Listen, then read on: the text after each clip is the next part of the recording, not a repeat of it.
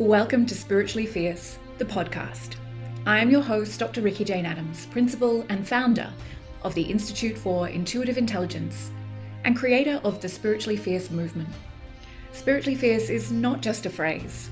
It is a movement of awakening consciousness of which we are all a part, if we want to be. In each episode, we'll explore what it means to be spiritually fierce, how to become it, and why it is the revolution in consciousness that will save the world. Join me and my fierce guests for deep conversations on spirituality beyond the trinkets and superstitions of the new age that will support you to increase your power to serve.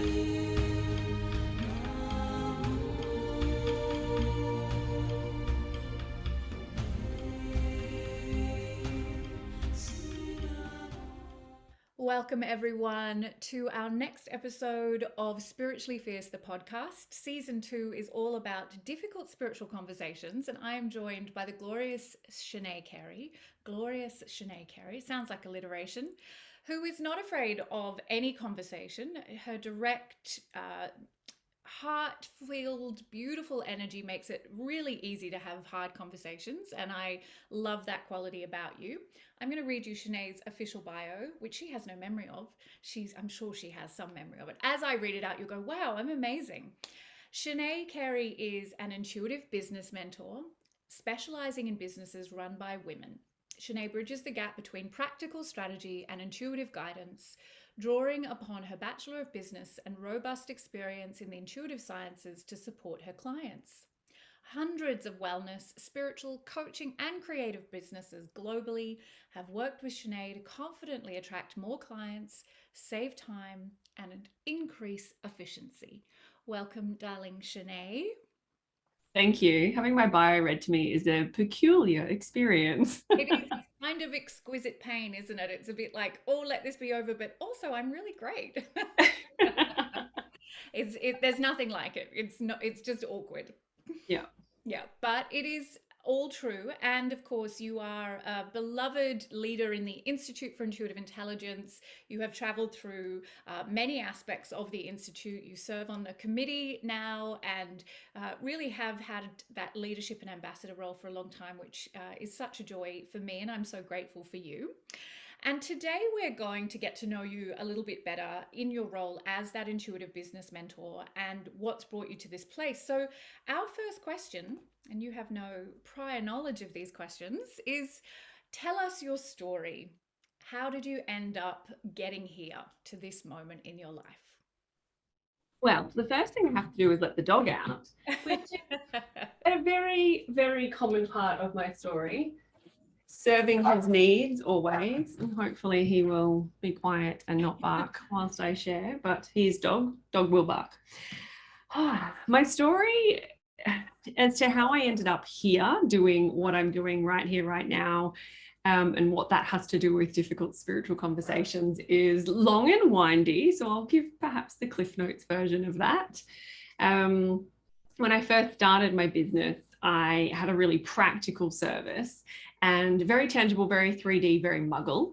And of course, at some stage, I found you and the Institute and was called home and have done a whole bunch of different trainings, as you said, through the Institute over the years. And as I ventured through the postgrad program and took that really deep dive into my service and to reflect on what it is that was my kind of almost IP, but not quite. The IP conversation is a different conversation. But as I went through that program, I really found the unique nexus of what I had done in that muggle world of business service and what I'd learned through the Institute. And I was the last person, I'm sure of it, to connect those two dots, but everybody else seemed to have figured it all out before me. And it all just came crashing down and landed really clearly. And from then, everything has gone exponential in terms of my service. And it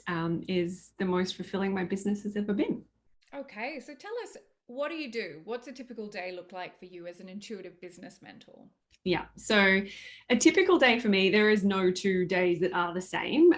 But what it often looks like is working one-on-one on Zoom with a lot of my clients to do one of two things: either unpack their fears, their subconscious beliefs and their stories and the shit that gets in the way of them growing and expanding their service. Because I tell you what, having a business is a great personal development journey. It's very steep. And the balance between that and strategy, because there's this gap of knowledge. It's like I use the story often. When you study naturopathy, for example, you learn to be a really great naturopath. You don't necessarily also gain all of the skills to run a really great naturopath business.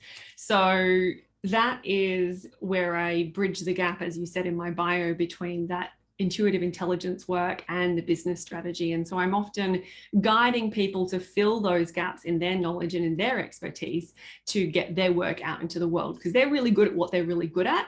And they're often not necessarily good at A, noticing their blind spots, and B, the strategy part that comes with running a business. Awesome. Thank you. What do you stand for? The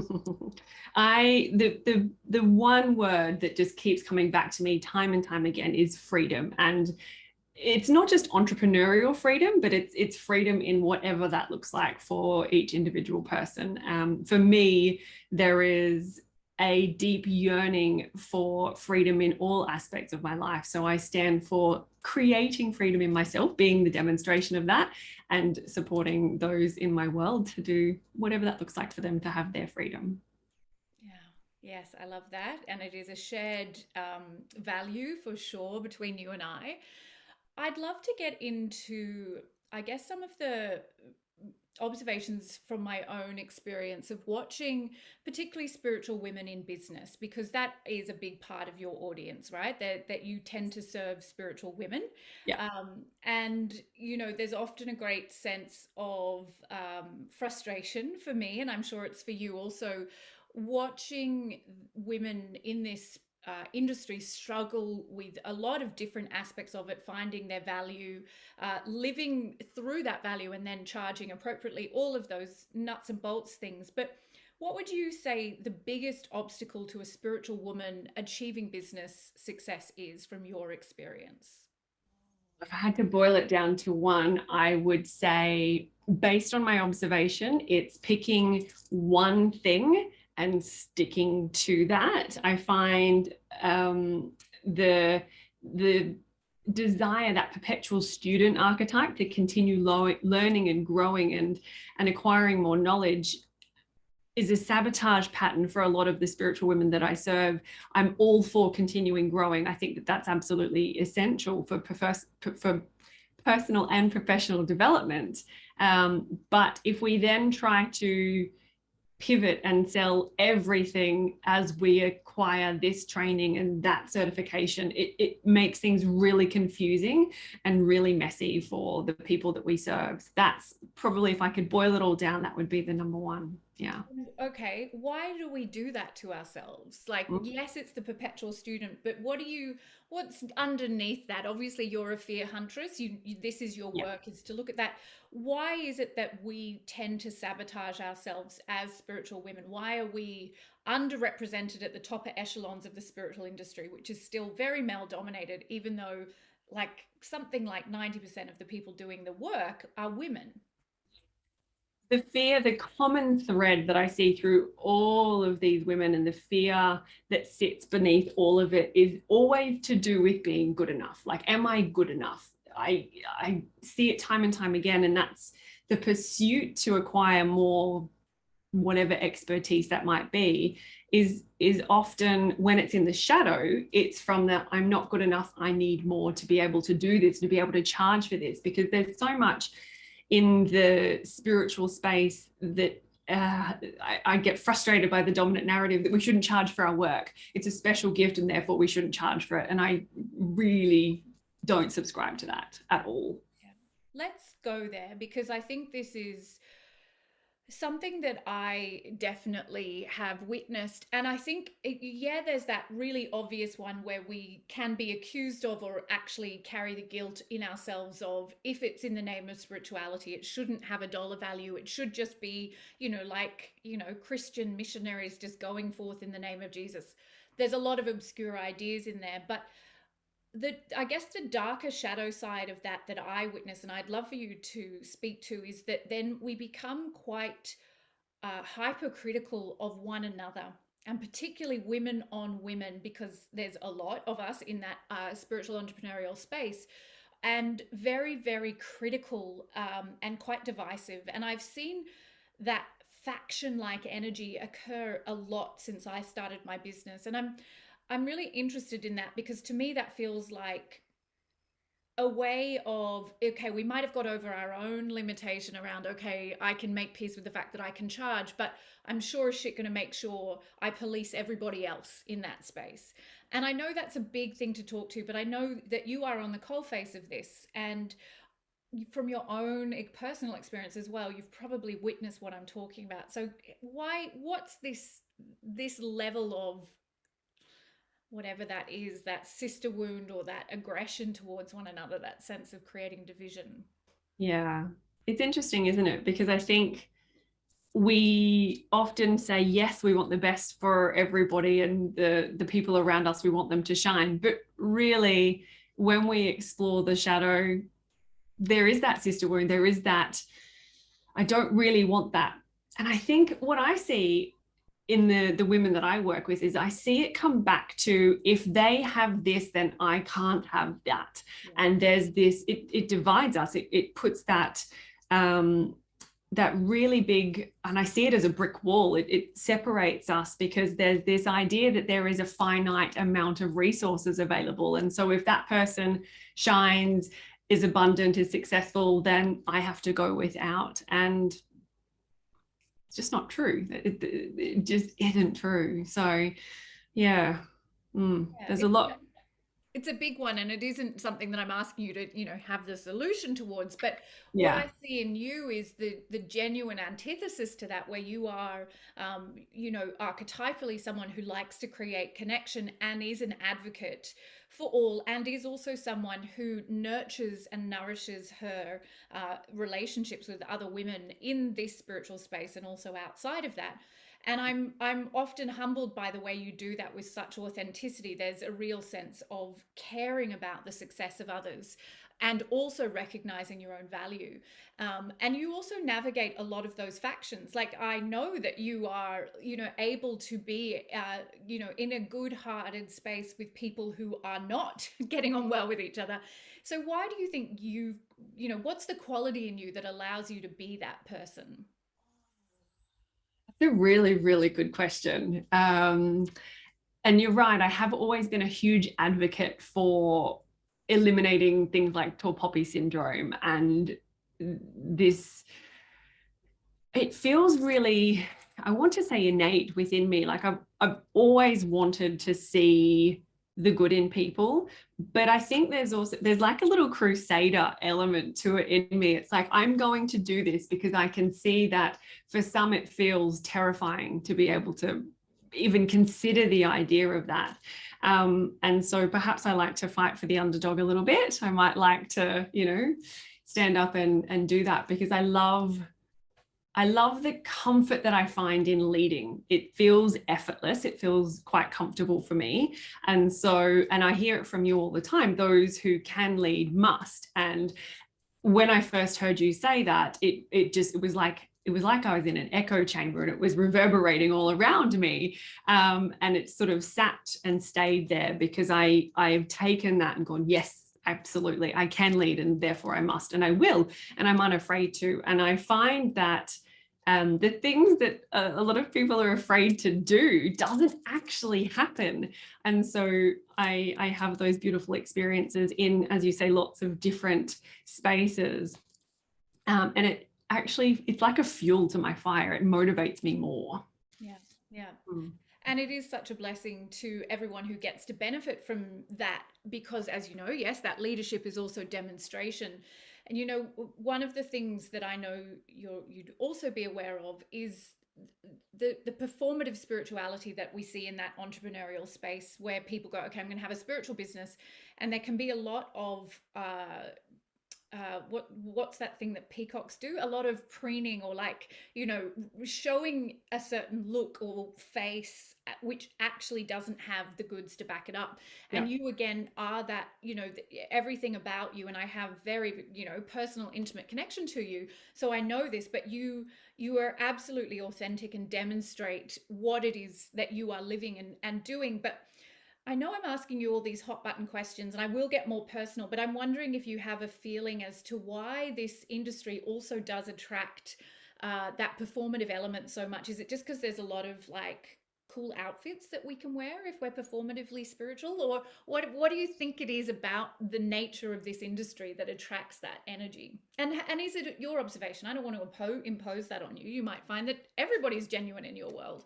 Yeah, no, it's not the case. That's definitely not the case. It's a good question. It's not something that I've thought about in that context before, but I definitely do see the performative spirituality, and I don't know, I can spot it from a mile away, but then also there's the really sneaky aspect of it that isn't so obvious to spot. And I don't know why that is. I'm not sure. I haven't explored that to speak on it, but I think it's a really good question. Yeah, and it's not one I have the answer to either, but I think it is something that really you know, comes up in this conversation because again, you are the antidote to that, and you demonstrate just by being who you are something so very true and real. And I'm assuming that's the quality that people are attracted to you, and therefore the people that you get to serve are going to want to, you know, emulate that rather than go to that kind of bright, shiny, whatever energy that is yeah, so less interesting, but so charismatic. And it goes to something you wrote in your application for this interview, which is how much easier it would be for you to make $1 million out of your business just like that if you read the tarot or predicted futures or dressed up in, you know, culturally appropriated items and channeled things from the, you know, 29th dimension. How is it that you've resisted falling into the clutches of that kind of spirituality? Because your intuition's great, babe, and you'd probably make people feel okay for a little while, right? So how have you stayed away from that robbing people of their personal power? There's a couple of things. I had a great teacher. That would be, you know, you started things off on a, like, you know, start as you wish to continue. That my training with the Institute was how I began my spirituality journey. So I feel like I was quite lucky as that, in a sense that I wasn't exposed to too much of the really inauthentic spirituality, let's call it. But I also have this, I want to call it maybe a knack for observing. I watch a lot of things happening online. I spend a lot of time in the online space, and I do a lot of engaging because, you know, I love a bit of connection, but I also watch a lot, and I see people come and go in that space where they do, you know, the pendulum readings for people. But then there's like, then what happens, what comes after that? And I've watched and I've observed over the years, and there has been temptations when I've, you know, been really frustrated at things, and I've gone, it would just be so much easier if I just pulled a card for people, and I know how to monetize that. It would be so easy. But it would totally go against the grain of not only what I've learned, but what I believe to be true. Yeah. Yeah, absolutely. And again, you know, I have days like that too. I'm like, why the hell am I trying to do it like this? Wouldn't it be so much easier if I just, you know, went to where you know, a lot of people believe we should be. And I want to just caveat all of this by saying there's no judgment in any of this. And certainly there is no sense that people are failing or intentionally causing harm because of their engagement with the trinkets and superstitions of the new age. but rather that commitment to keep evolving. When you know better, you do better. And you again have always been that demonstration that yes, your journey has been rapid and accelerated, and you've moved so quickly, but you've never taken the easy route out of things. You've never tried to dumb it down or make it comfortable. And I see a lot of people really clinging to those trinkets and superstitions because it's like religion. It becomes this thing. This is the way we've always done it. And Yeah. perhaps, you can bring what you bring because you came into this like a newborn baby. You didn't inherit any of this programming from your family or whatever. It was like all new. And that's something you bring. So I want to ask you a slightly different question. Again, probably a little bit hot button, but I have thoughts about this. Do you think everyone who wants to start a business has the capacity to do that and to do it well? No, I don't. And it's a big thing to say that. But I've also seen the realities of what can happen when, in one aspect, we think that we're ready and we think that it's going to happen, but there's a lack of, and it can be a variety of things, but it's often willingness or resilience isn't the right word. There's a tenacity that I believe is required to show up and do all the hard shit to actually create a successful business that's going to work. And what is often viewed online is such a small percentage of what is required to set up, to establish, and then to run and grow and expand a successful business. And some people, despite really wanting it, are not willing in some way, whether it's conscious or perhaps not yet conscious, don't have that. And that's a really tough thing to say, and a big conversation, I think, for anybody to have. But I think it needs to be said. I've had conversations like this where people have taken a breath out, gone and gotten a part-time job to lessen the burden. And then, like Elizabeth Gilbert talks about in Big Magic, they've taken the pressure off their passion project to be the thing that puts the roof over their head, and things can flow and they can breathe a little easier. Yeah. What do you do as an intuitive business mentor when you have a client or a student who you realize falls into that category? Have you had to, navigate that for yourself? I haven't had that conversation explicitly. That's a very big conversation. But what I do is I navigate that territory by asking what I think is really good quality qualifying questions.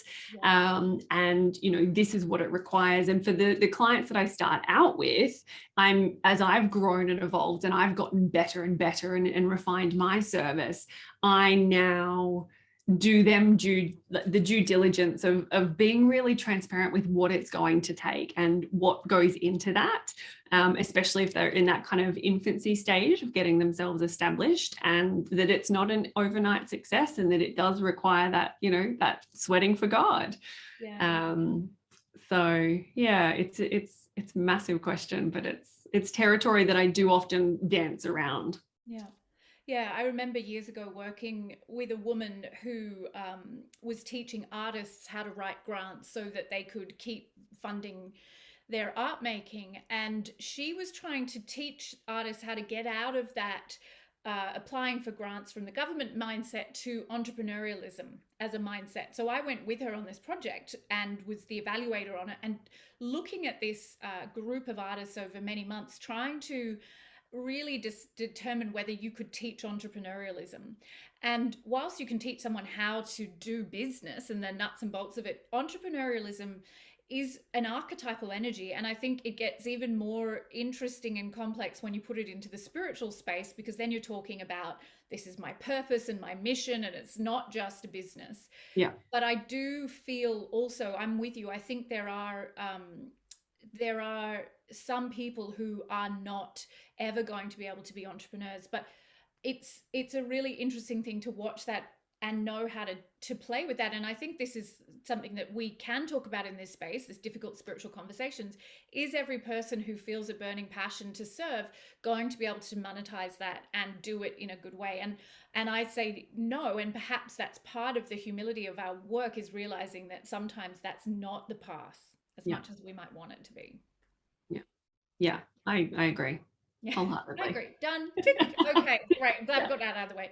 I remember being an actor's agent years and years ago, and my boss taught me never to predict to one of the actors if they were going to be a success or not, even if I evaluated them as being talentless in the extreme, because you never knew who was going to make it. And even for I'm sure you've watched people over the years and been surprised at who's fallen away and who's gone on to do great things, which isn't always obvious just by the evidence of what we're looking at online. Yeah, absolutely. I think what I am a huge advocate for is try it, give it a go, but don't do so in a way that's going to create a whole lot of suffering for a really long period of time. Because how do I say this? It's like, if you see that on the months and months and months and months and months, at what point do we kind of say enough's enough and get that part-time job or whatever that looks like, so that the pressure is taken off? Because it can be, regardless of how passionate you might be about it, it can destroy all of the energy that is there, that is the potential, that ripe energy. It can destroy that if you're not getting any momentum and you're expecting it to put food on the table and the roof over their head. Yeah. And that's, again, this is a whole other conversation, but that dance for spiritual women in particular between the pragmatic reasoning mind and the intuitive, and that we can't let our intuition become the thing that allows us to not show up in a pragmatic, reasonable way to the world, right? And that happens all the time. And I'm sure you hear this all the time, where it's like, oh, my intuition just didn't feel right to show up and do that hard thing today. And I'm like, bullshit. You just didn't want to do it, right? So that it's a way that we can often hide or sabotage our own gloriousness. I think that I'm an intuitive spiritual person, therefore I don't have to show up on the day I'm meant to show up. Yeah. And I wrote about this in the I know season 1 was about books, but I wrote about this in my book, because it goes both ways. It's like, oh, my intuition told me to not do the hard thing. But then I also see it happening in the reverse. My intuition told me to do the thing that is completely misaligned with all of the efforts and all of the goals and all of the intentions that I have otherwise kind of going in this direction. And we can then see it being justified. Our intuition then becomes like this, it's a party trick. Oh, it told me to do this, it told me not to do that. And it's like, it's not quite how it works. That's why we've got to have that, as you say, the pragmatic approach.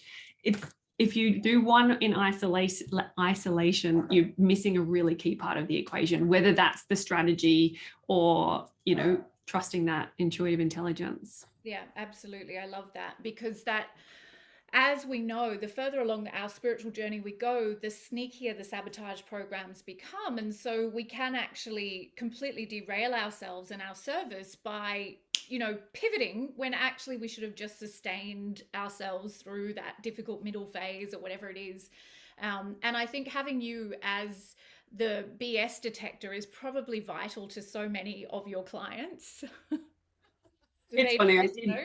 I did have a conversation. I had a co-working call earlier today, actually, which is something that all of my one-on-one clients can come and attend, and we kind of have that group environment.